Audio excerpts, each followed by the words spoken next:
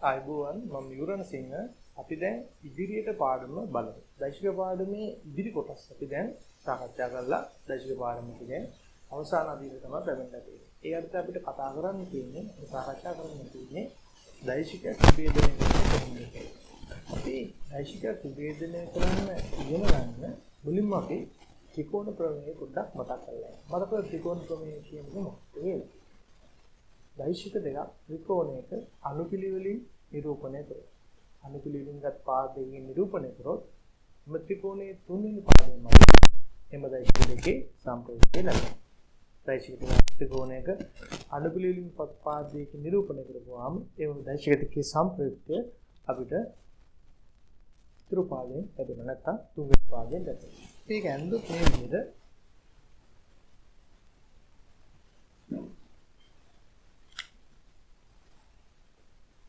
මෙන්න මගේ පළවෙනි දෛශික. මෙන්න ඊළඟ දෛශික. මේ දෛශික දෙකේ සම්ප්‍රයුක්තය මේ විදිහට නිරූපණය කරන්න පුළුවන්.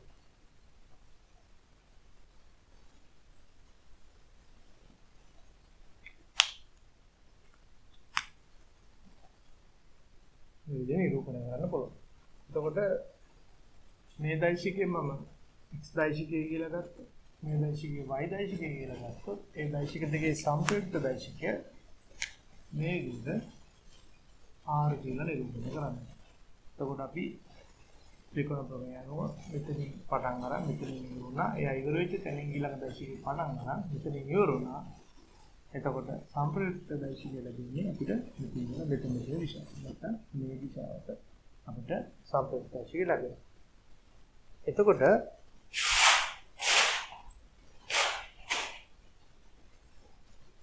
මේ දෛශිකයේ ඇති කරන ප්‍රතිඵලයේ ඇති කරන දෛශික දෙකක් විතර මේ දෙක ගන්න.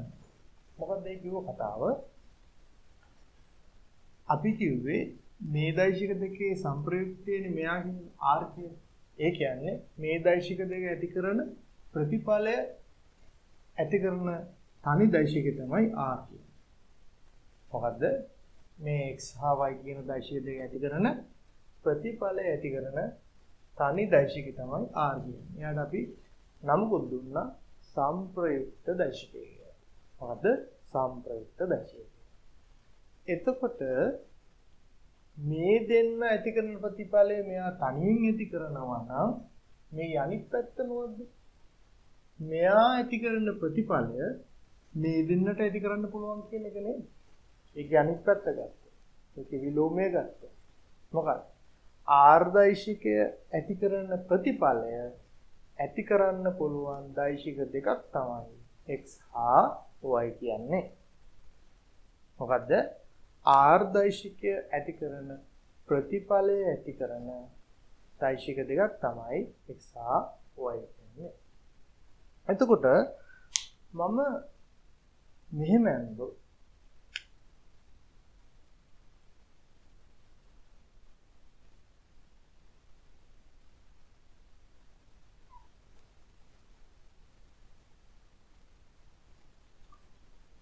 දැන් මේ ත්‍රිකෝණය ගත්තොත්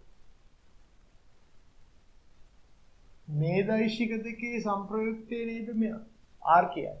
අපි මේ දෛශික දෙක අපි ගමු l සහ m කියලා.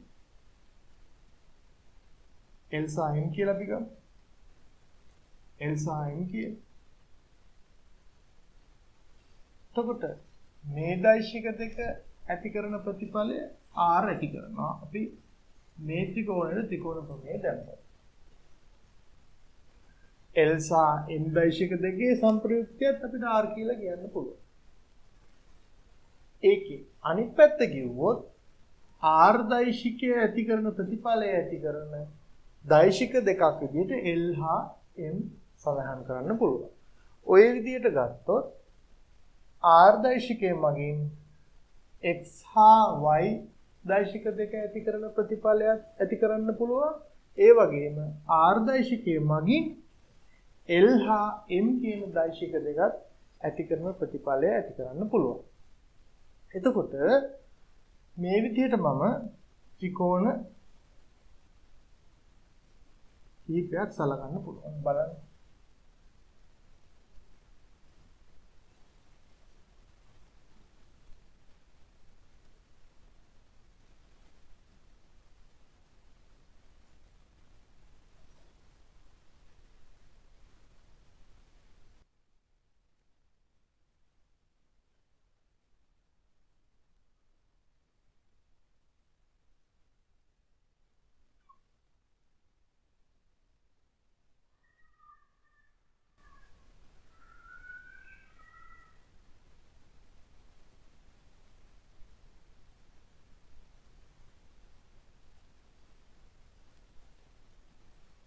මේ බලන්න. මේ රූපේ අපි ගත්තොත් මෙන්න මේ ත්‍රිකෝණය මගින් ඒ ත්‍රිකෝණයට අපි ත්‍රිකෝණ ප්‍රමේය භාවිතා කරොත් f සහ g දෛශික දෙකේ සම්ප්‍රයුක්තය තමයි r කියන්නේ. ඒ කියන්නේ f හා g දෛශික දෙක ඇති කරන ප්‍රතිඵලය ඇති කරන්න පුළුවන් දෛශිකය තමයි r. එතකොට ඒකේ අනිත් පැත්ත ගත්තොත් r දෛශිකය ඇති කරන ප්‍රතිඵලය ඇති කරන දෛශික දෙකක් විදිහට f හා g අපිට හඳුන්වන්න පුළුවන්. ඒ විදිහටම මේ උඩ තියෙන ත්‍රිකෝණය ගත්තොත් ඒ විදිහටම අපි මෙන්න මේ ත්‍රිකෝණය ගත්තොත් මේ ත්‍රිකෝණය අපි ගත්තොත්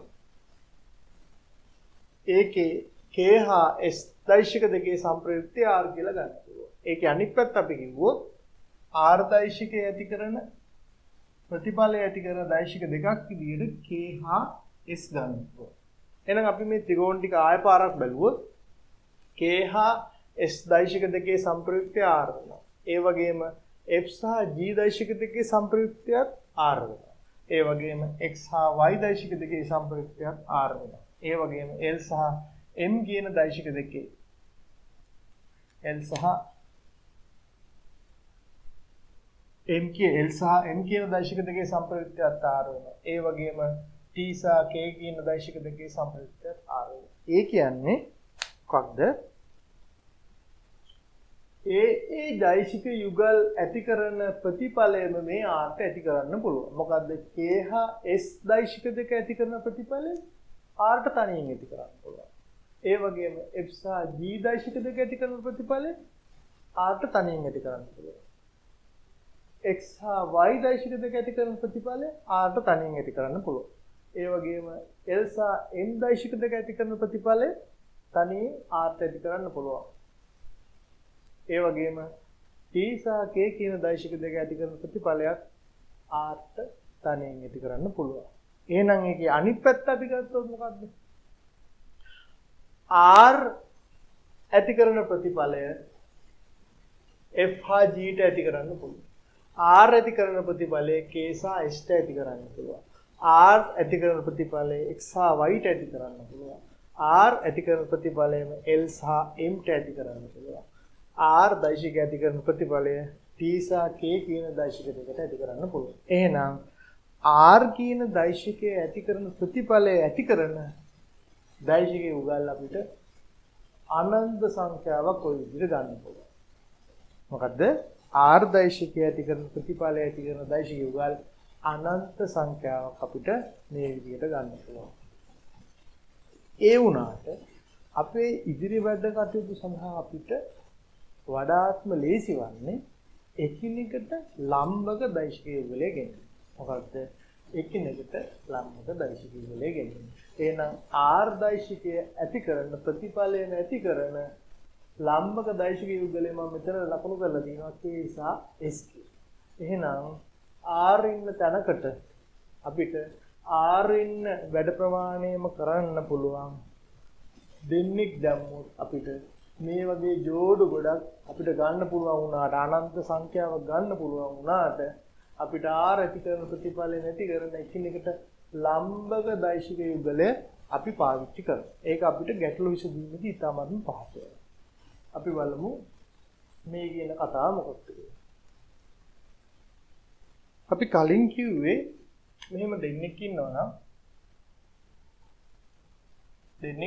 නම් මෙයාට 25යි මෙයාට 50ක වැඩක් කරන්න පුළුවන්, මෙයාට 25ක වැඩක්, මෙයාට 50ක වැඩක් කරන්න පුළුවන් නම් අපිට එක්කෙනෙක් ඉන්නවනම් එයාට තනියෙන් 75ක වැඩක් කරන්න පුළුවන් නම් අපි එයාට මේ වගේ කතා කරොත් අපි කියනවා මේ දෙන්නගේ සම්ප්‍රයුක්තයේ විදිහට මෙයා අපි සලකන්න පුළුවන්. මේ දෙන්න ඇති කරන වැඩ ප්‍රමාණයම තනියෙන් කරන්න. ඒ වගේම මේ වැඩ ප්‍රමාණයම කරන මේ වගේ යුගල් ඕන තරම් අපිට ගන්න පුළුවන්. 75ක් කරන අපිට තව ගන්න පුළුවන් 35යි කීයද 40. ඒකට මෙයා කරන වැඩ ප්‍රමාණයම කරලා දෙන්නේ. ওই විදිහට 75 වැඩ ප්‍රමාණය කරන යුගල් ඕන තරම් අපිට ගන්න පුළුවන්. ඒ වගේ තමයි මෙතන මේ R ඇති කරන ප්‍රතිඵලය ඇති කරන යුගල් ඔය තරම් ඕන තරම් ගන්න පුළුවන්. අපිට ඒ වුණාට R දෛශිකයේ ඇති කරන ප්‍රතිඵලය නැති කරන එකිනෙකට ලම්බක දෛශික යුගලය අපිට වැදගත් වෙනවා. ඒයි කියලා අපි ඉදිරියේදී සාකච්ඡා කරමු.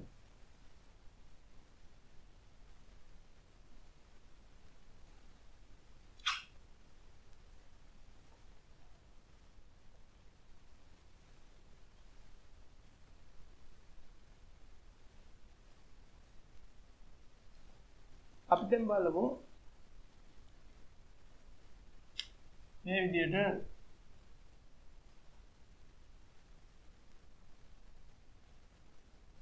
තිරසට θ කෝණයක් ආන්තු F කියලා දෛශිකයක් තියෙනවා. තිරසට θ කෝණයක් ආන්තව F කියලා දෛශිකයක් තියෙනවා. කොහොම මේක මෙහෙම ලකුණු කරොත් බලන්න. මෙන්න F දෛශිකය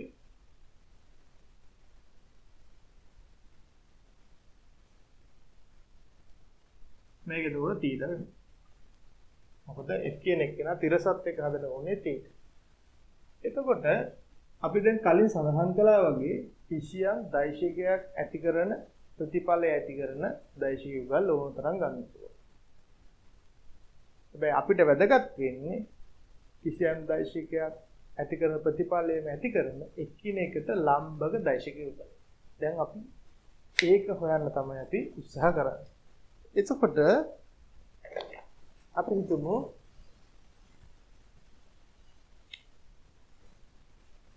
මෙතන ඉඳලා මෙතෙන්ට තියෙන දෛශිකය x කියලා. මෙතන ඉඳලා මෙතෙන්ට තියෙන දෛශිකය අපි හිතමු y කියලා. ඒ කියන්නේ මේ ත්‍රිජ්‍යගෝණී ත්‍රිකෝණය මෙන්න මේ ත්‍රිජ්‍යගෝණී ත්‍රිකෝණයේ හරණය මගින් අපි කලින් කිව්ව f දෛශිකය නිරූපණය කරොත් ඉතුරු පාද දෙකෙන් මේ වගේ x හා y කියන දෛශික දෙකක් නිරූපණය කරොත් බලන්න x දෛශිකය ඉවර වෙච්ච තැනින් y දෛශිකය පටන් ගන්නවා. එහෙනම් මේ ත්‍රිකෝණයට අපි ත්‍රිකෝණ ප්‍රමේය භාවිත කරොත් මොකද ලැබෙන්නේ? මේ දෛශිකයේ එකතුව තමයි f කියන්නේ. ඒ කියන්නේ x දෛශිකය හා y දෛශිකයේ සම්ප්‍රයුක්ත දෛශිකය තමයි f කියන්නේ. මෙතින් මෙතෙන් ගිහලා මෙතින් මෙතෙන් ගියා කියන්නේ මෙතින් මෙතෙන් ගියා නේද? ඒක අපි කලින් සාකච්ඡා කරා. එහෙනම් ත්‍රිකෝණ ප්‍රමේය අනුව x හා y දෛශික දෙකේ සම්ප්‍රයුක්ත දෛශිකය තමයි f කියලා කියන්නේ. එතකොට වම මෙන්න මේ y දෛශිකය මම මෙතන ලියා ගන්නවා.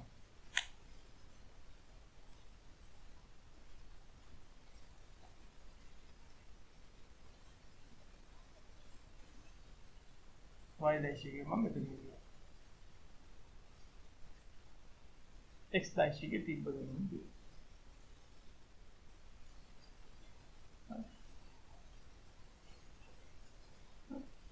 එතකොට මේ දෙන්න අතර කෝණය අංශ කාරණා. එතකොට මේ y දෛශිකය තමයි මම මේ මෙතන නිරූපණය කරලා තියෙන්නේ. එතකොට f දෛශිකය ඇති කරන ප්‍රතිඵලය ඇති කරන ලම්බක දෛශික යුගලයක් විදිහට x හා y ගන්න පුළුවන්. ඇයි? x හා y දෛශික දෙකේ සම්ප්‍රයුක්ත දෛශිකය f නම් f ඇති කරන ප්‍රතිඵලය ඇති කරන දෛශික යුගල දෙකක් විදිහට x හා y අද්ද ගන්න පුළුවන්. මම ආයෙ පාරක් කිව්වොත් x හා y දෛශික දෙකේ සම්ප්‍රයුක්ත f නම් F දෛශිකය ඇති කරන ප්‍රතිඵලය ඇති කරන දෛශික යුගලයක් විදිහට x සහ y ගන්නවා. ඒ x සහ y ගේ තියෙන විශේෂත්වය තමයි ඒ දෛශික දෙක එකිනෙකට ලම්බයි කියනවනේ. x උයි y අතර කෝණය කීයද? අංශක 90යි. ඒක අපිට මෙතනින් හරියටම පේනවා. x y අතර කෝණය අංශක 90ක් තියෙනවා. තාමත් බෑ. එහෙනම් x y කියන්නේ F දෛශිකයේ ඇති කරන ප්‍රතිඵලය ඇති කරන එකිනෙකට ලම්බක දෛශික යුගලය.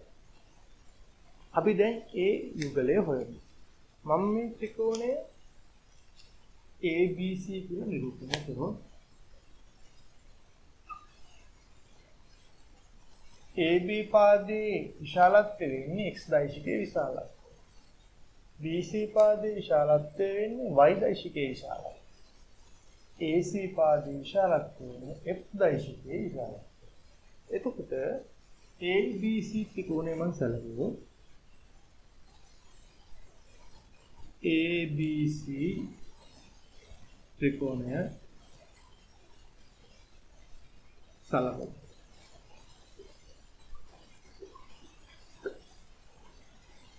කියනවා sin theta. sin theta. sin theta කියන්නේ සම්මුඛ පාදයේ බෙදීම කරන. ඒ කියන්නේ සම්මුඛ පාදයේ BC හරණය වෙන්නේ AC. එතකොට PC කියන්නේ PC කියන්නේ y දෛශිකයේ විශාලත්වය. ඒ කියන්නේ y. AC කියන්නේ මොකක්ද? F දෛශිකයේ විශාලත්වය. ඒක අපි F කියලා.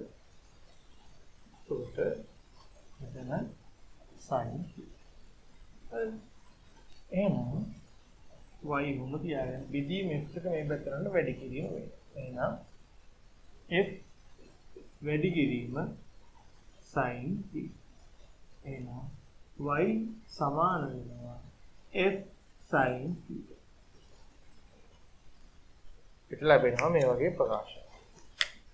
y කියන්නේ f sin t. ඊළඟ මම cos theta ලියනවා.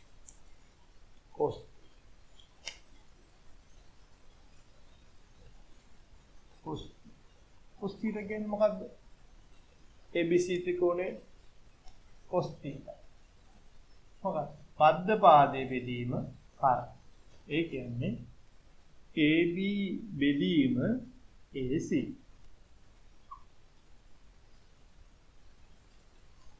AB කියන්නේ x දෛශිකයේ විශාලත්වය. x. AC කියන්නේ f. ඒක cos theta. f බෙදීම මේ පැත්තට යනකොට වැඩි කිරීම වෙනවා. එහෙනම් f cos theta සමානයි x කියලා ලැබෙනවා. x කියන්නේ මොකද්ද? f cos theta කියලා අපිට ලැබෙනවා. ඔන්න ඒ විදිහට x කියන එක cos theta කියලා ලැබෙනවා. y කියන එක f sin theta කියලා ලැබෙනවා. එහෙනම් අපිට මෙතන x කියන එක වෙනකොට ලියන්න පුළුවන්. අද x කියන එක වෙනකොට ලියන්න පුළුවන්. f cos theta.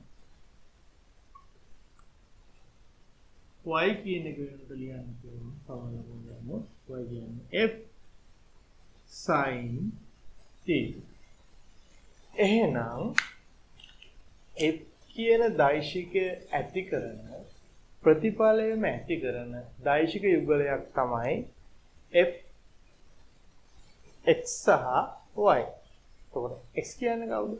f cos theta. y කියන්නේ කවුද? f sin theta. මොකද කිව්වොත් f කියන දෛශිකය ඇති කරන ප්‍රතිඵලය ඇති කරන දෛශික යුගලයක් තමයි. යුගල ඕන තරම් සංඛ්‍යාවක් තියෙනවා. එක යුගලයක් තමයි x හා y කියන්නේ.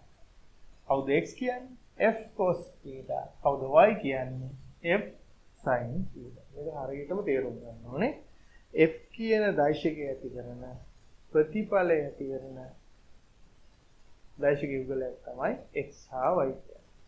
එතකොට ඒ x y ගේ ලක්ෂණය තමයි ඒ x y කියන එකට ලම්බකයි. එකිනෙකට ලම්බකයි. මේ බලන්න. x මෙහෙට තියෙන්නේ. y තියෙන්නේ. x තියෙන්නේ ස්ථිරසට. y තියෙන්නේ සිරසට. ඒ දෙන්න අතර කෝණය වෙනවා අංශක 90. එතකොට ඒ x y එකිනෙකට ලම්බකයි. එහෙනම් අපිට දැන් ආවා f කියන දෛශිකය ඇති කරන එකිනෙකට ලම්බක දෛශික යුගලයක්. අපි දැන් ඒක මේ විදිහට නිරූපණය කරනවා. right. දැන් අවශ්‍ය දේ තියෙනවා නම් අර කලින් කිව්වා වගේ සතහන් තබා ගන්න. මම මේවා දැන් මකනවනේ. ඒකෙන් හින්දා අපි මේවා පිළිවෙලට සතහන් කරගත්තොත් තමයි අපිට මේ හොඳට තේරෙන්නේ අවබෝධ කරගන්න. අවශ්‍ය දේවල් සතහන් කරගන්න. එතකොට මම මේක මේ විදිහට ලියනවා. මොකක්ද?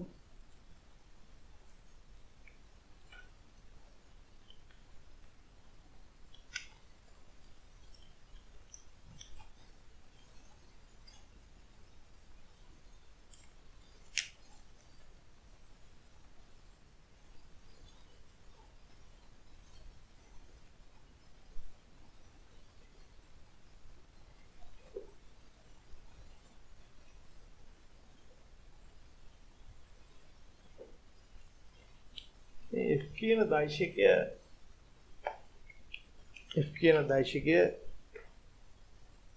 ඇති කරන ප්‍රතිඵලම ඇති කරන දෛශික යුගලයක් තමයි x හා y කියන්නේ.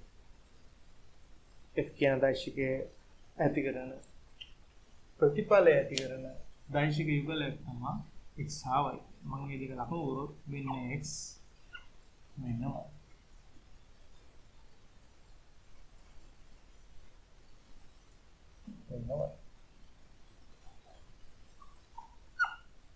අපි දැන් මේ x හා y හෙව්වා.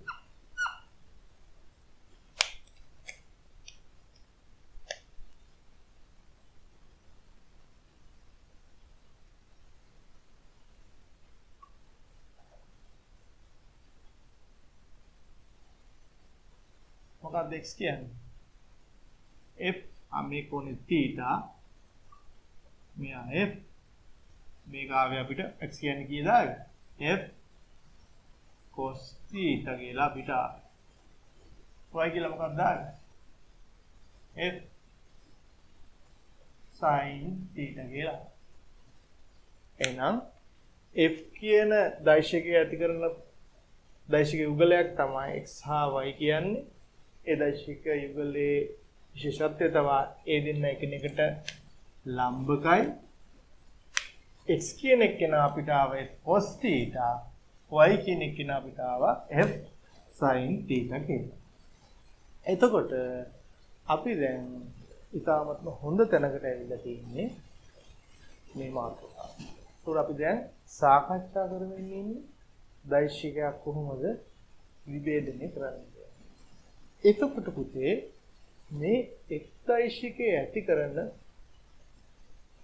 එකිනෙකට ලම්බක දෛශික යුගලයක් තමයි මේ f cos θ හා f sin θ කියන්නේ. එහෙනම් f ඇති කරන ප්‍රතිඵලයම මේ දෙන්න ඇති කරනවා. ඒ වගේම ඒ දෙන්න එකිනෙකට ලම්බකයි. මෙන්න මේ දෙන්නට අපි කියනවා මේ දෛශිකයේ මේ f කියන දෛශිකයේ විභේදන සංරචක කියලා. මොනවද? විභේදන සංරචක. මොනවද? f කියන දෛශිකයේ විභේදන සංරචක. එහෙනම් f කියන දෛශිකයේ එක විභේදන සංරචකයක් තමයි cos θ කියන්නේ. f කියන දෛශිකයේ අනිත් විභේදන සංරචකය තමයි f sin θ කියන්නේ. ඊපස්සේ දැන් අපිට මේක තේරුම් ගන්නකොට කල්පනා කරනවා ඇයි මේ දෛශිකයක් විභේදනය කරන්නේ කියලා. ඒක මම තව ඊළඟ එපිසෝඩ් එකෙන් හරි මේ එපිසෝඩ් එකේදී හරි මම පෙන්නලා දෙනවා ඇයි මේ දෛශිකයක් අපි විභේදනය කරන්නේ කියලා. ඒක අපිට ඉදිරියේදී ගොඩාක් ස්වභාවික සංසිද්ධි තේරුම් ගන්න ඉතාමත්ම පහසුයි. ඒ වගේම ගැටලු විසඳුමකට අපිට ඉතාමත්ම පහසු වෙනවා මේ දෛශිකයක් විභේදනය කිරීම. අපි මේකට කියනවා දෛශිකයක් විභේදනය කරා. එහෙනම් දෛශිකයක් විභේදනය කරා කියන එකේ තේරුම මොකක්ද? කිසියම් දෛශිකයක් ඇති කරන ප්‍රතිඵලයම ඇති කරන එකිනෙකට ලම්බක දෛශිකයේ ඉඳලා හොයා ගැනීමට අපි කියනවා දෛශිකය විභේදනය කියලා. අන්නේ විභේදන කොටස් දෙකට අපි කියනවා විභේදන සංරචක කියලා. ඒතකොට දෛශිකය ඇති කරන ප්‍රතිඵලයේ ඇති කරන එකිනෙකට ලම්බක කොටස් දෙකට අපි කියනවා විභේදන සංරචක කියලා. එහෙනම් F කියන දෛශිකයේ එක විභේදන සංරචකයක් F cos theta අනිත් විභේදන සංරචකය තමයි F sin theta කියන්නේ. තමලු පැහැදිලි.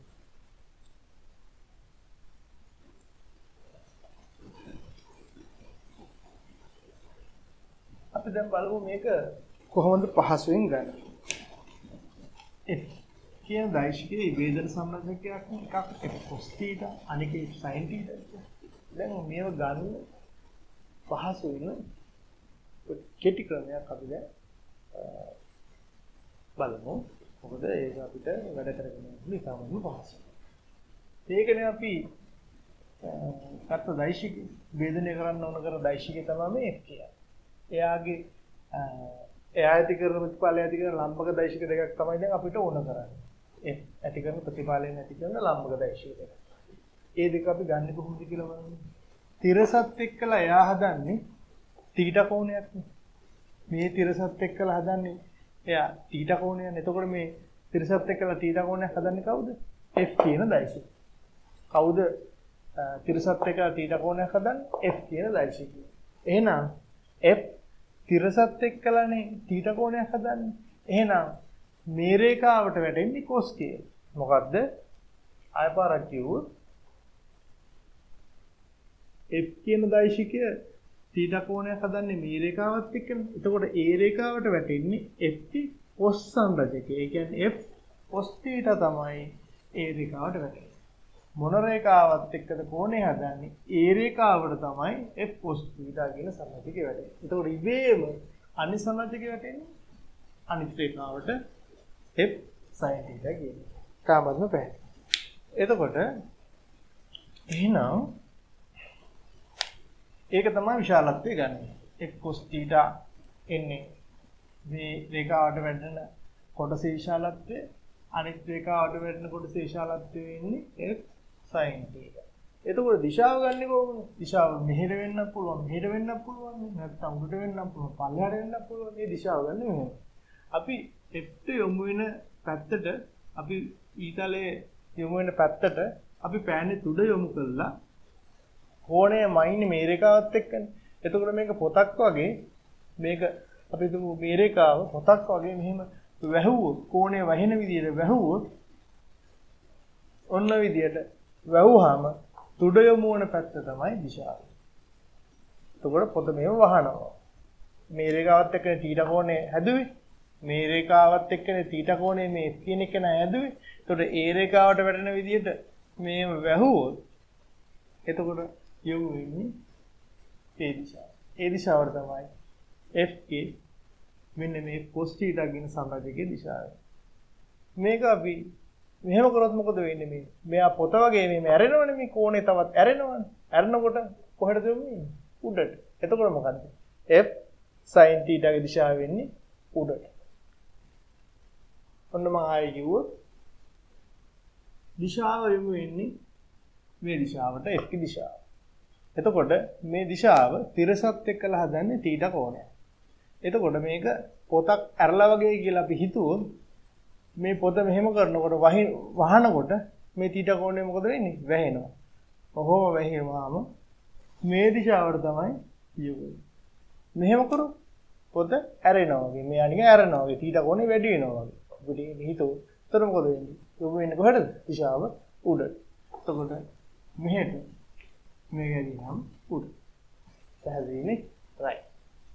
දැන් අපි විශාලත්වය හරි එතකොට කෝණය හදන රේඛාවට වැටෙන්නේ cos, කෝණය හදන්නේ නැති අනිත් රේඛාවට හැදෙන්නේ sin නේ. F කෝණය හදන්නේ මෙන්න මේ රේඛාවත් එක්කලා. එතකොට එයාට එන්නේ F cos theta, අනිත් රේඛාවට වැටෙන්නේ F ගේ sin theta. ඔය විදිහට අපිට පැහැදිලිව ගන්න පුළුවන් F කියන දෛශිකයේ විභේදන සංරචක දෙකේ විශාලත්වය හා දිශාව කෙටි ක්‍රමයෙන් කියන එක. දැන් අපි බලමු ගැටළු ලිඛිතයේදී ඒක කොහොමද අපි භාවිතා කරන්නේ කියලා. ගැටු ටිකක් කරනකොට ඔක තවත් තේරෙනවා.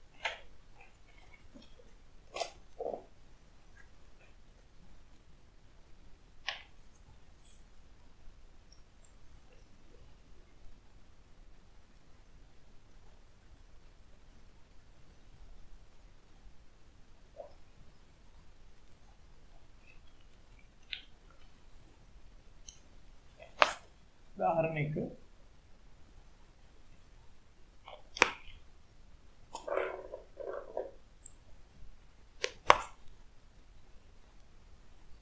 මෙන්න කියන දෛශිකය ඔන්න කියන දෛශිකය එයා පිටසත් එක්කලා තීටා කෝණයක් හදනවා. හරි පිටසත් එක්කලා තීටා කෝණයක් හදනවා. එතකොට අපි තිරසයි ඊළඟ සිරසට යන ගන්නවා. තිර ලම්බකව යුගලව යන ගන්නවා. එතකොට මේ F කියන කෙනා තීටා කෝණය හදන්නේ මේ රේඛාවත් එක්කලානේ. එහෙනම් ඒ රේඛාවට එන්නේ මොකද ළමයි? F cos theta. එන අනිත් පැත්තට එන්නේ F sin theta. දිශාව ගන්නකොට අපි යොමු කරනවා පෑනි තුඩ F ගේ දිශාවට. එතකොට මේ රේඛාවත් එක්කලා හදනකොට මේ කෝණය මෙහෙම වෙනකොට කෝණය වැහෙනවා. ඒතකොට දිශාව ඉන්නේ මේ පැත්තට. එහෙනම් cos theta දිශාව මේ. F ගේ දිශාව තියෙන ඉහළට අපි අනෙක් පැත්තට කෝණය මෙරියාම උඩටයි යොමු වෙන්නේ. උඩ එතකොට F sin theta ගේ දිශාව වෙන්නේ ඉහළ. හරි නේද? නම් F sin theta ගේ දිශාව ඉහළට යොමු වෙනවා. F cos theta ගේ දිශාව මේ පැත්තට යොමු. කොහොමයි පළවෙනි ගාන. right. දෙවෙනි ගාන බලන්න.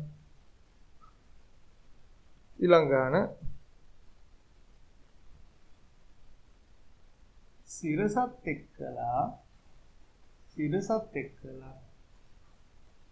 ඔන්නෝම F කියන දෛශිකය තීටා කෝණය. දැන් මේ F කියන දෛශිකය තීටා කෝණය හදන්නේ සිරසත් එක්ක. එතකොට ඒ රේඛාවට ලම්බව වන්නේ අපි යන්නේ. එතකොට F කියන දෛශිකය තීටා කෝණය හදන්නේ සිරසත් එක්කලා. මේ කියන්නේ මේ රේඛාවත් එක්කලා. එහෙනම් ඒ රේඛාවට එන්නේ F ගේ cos theta. අනිත් රේඛාවට එන්නේ F sin theta. කෙටි කරන්නේ. එතකොට පෑනේ තුඩ දෛශික දිශාවට යොමු කරා. මේ දිශාවටයි තියෙන්නේ. ඊට පස්සේ මෙහෙම කරොත් කෝණය වැහෙනවා. එතකොට යොමු වෙන්නේ ඉහළට. එහෙනම් F cos theta ගේ දිශාව තියෙන්නේ ඉහළට. මෙහෙම F ගේ දිශාවට පෑන තුඩ ආයොමු කරොත් මෙහෙම කරොත් theta ඇරෙනවා. ඇරිලා දැන් දිශාව යොමුනේ මේ දිශාව. ඔන්න ඒක. එහෙනම් F sin theta ගේ දිශාව තියෙන්නේ මේ පැත්තට. F cos theta ගේ දිශාව තියෙන්නේ ඉහළ. පැහැදිලි? එහෙනම් අපි යනවා තුන් ගාන. බලන්නමයි තුන් වෙනි ගාන. ඒකේ F කියන එක නා මෙහිම තියෙන්නේ එතනදී මේ තිරසත් එක්කයි තීටා කෝණය හදන්නේ. එහෙනම් මේ F කියන එක නා තිරසත් එක්කලා හදන කෝණය තමයි තීටා කියන්නේ. එතකොට මම අනිත් රේඛාව ලකුණු කරගන්නවා.